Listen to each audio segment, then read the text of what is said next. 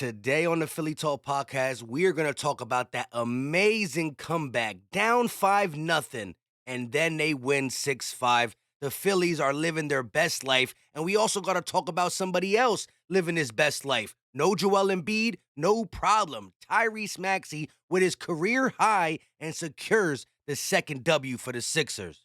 This is Philly Talk with Philly Mike. Talking Sixers in the Bird Gang, that's I like. Competition, we ain't scared, yeah, that's what we like. Win or lose, you know we showing up and we gon' fight. You see we strive for the sky every day that go by. And every single week we screaming fly, Eagles fly. This is Philly Talk with Philly Mike, yeah. This is Philly Talk with Philly Mike, yeah. What is going on, everybody? I go by Philly Mike, and this is the Philly Talk podcast, and today it's all about the Phillies and the Sixers. We will have the live play-by-play for the Eagles tomorrow, and tonight I should be live for the Phillies game. Last night I went out, had a couple beers, a couple shots with a lot of great Philly fans. It was a blast. We were all upset early in the game, but what a comeback. What a comeback. Before we get into it, if you're excited about Philly's run, right? Tyrese Maxey carrying the Sixers. I know it's early and they're playing bad, but that's a big-time milestone for Tyrese Maxey. The World Series being played, Philly up 1-0, and the undefeated Eagles. Philly's living his best life. Hit the like button, subscribe, ding the bell, and like I said, tonight I will be live for the Phillies play-by-play. We'll do as best as we can. Now, I put this on Twitter, TikTok, and YouTube Shorts. Phillies teach them young. The Philadelphia fan learns about his sports at a young age. Look at this little man flex in the face of an Astro fan. You gotta love it. You gotta love it. You gotta respect it. Now, coming into this game, Justin Verlander never won a game in the World Series. He was 0-6 in the World Series, and early on, they get that 5-0 lead. He's striking guys out left and right, left and right. I think the first base hit didn't come to like the third or fourth inning. Strikeouts left and right. He thought he was going to get his first dub. Now he's 0-7. Verlander is nobody to play with at all. JT Realmuto was big this game. He ties it up at 5 and then gives us the go-ahead home run.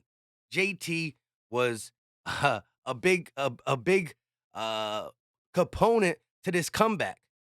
Now, anytime you can just run off 6 straight points, 6 straight runs, you know there's something special on this team. And again, Nick Castellanos, time and time again, strikeout, not batting good at all, makes a tremendous catch that saved us. This dude, Kyle Tucker for the Astros, he's the only one in Astro history to have 2 home runs in one World Series game. I mean, I was scared to pitch to him. I was like, just walk him. And the last time he got on the up to bat, the dude had 1 or 2 guys on the bases. I'm like, no, don't let this Kyle Tucker guy hit it. I mean, the Phillies bullpen came in clutch at the end. A lot of people came in clutch. 6 straight runs is no easy task, especially, like I said, when we started to get our groove in the 4th inning, I believe, Justin Verlander didn't have nothing for us. But the Nick Castellano catch, just him catching that makes me say, hey, all is forgiven. For now. 1-0. All we need is 3 more wins. Nobody thought we were going to just come in game 1 and beat them.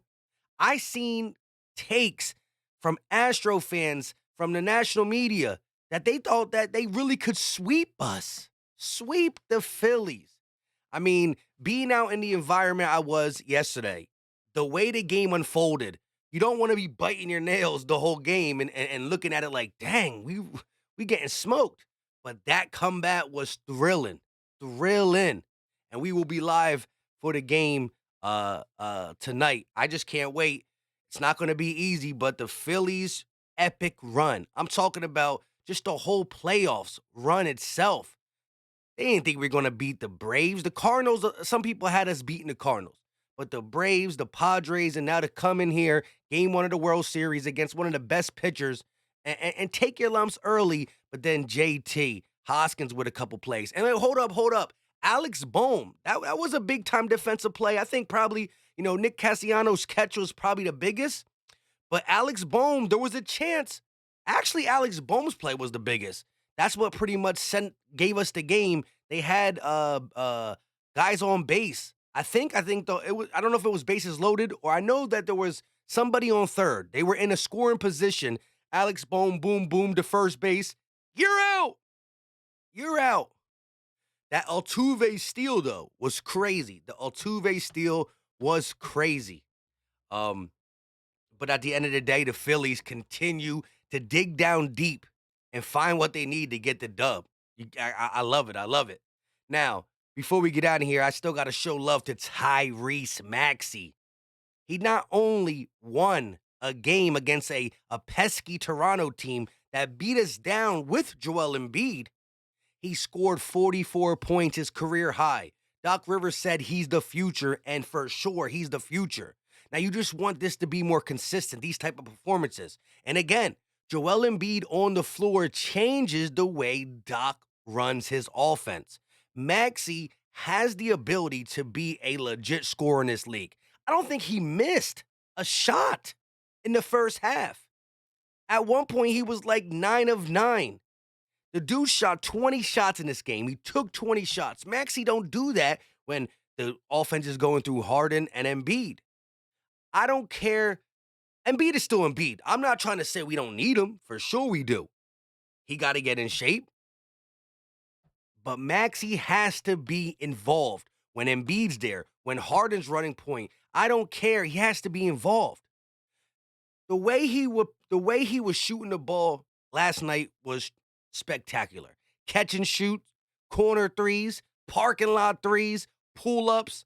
The element he has to get to the rim makes defenders back up, but he's starting to be a deadly three-point shooter.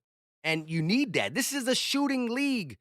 As much as I was complaining in the live play-by-play the first Raptors game where we lost about the defense, and you still got to play defense, but even good defense in today's game gets beat by better offense.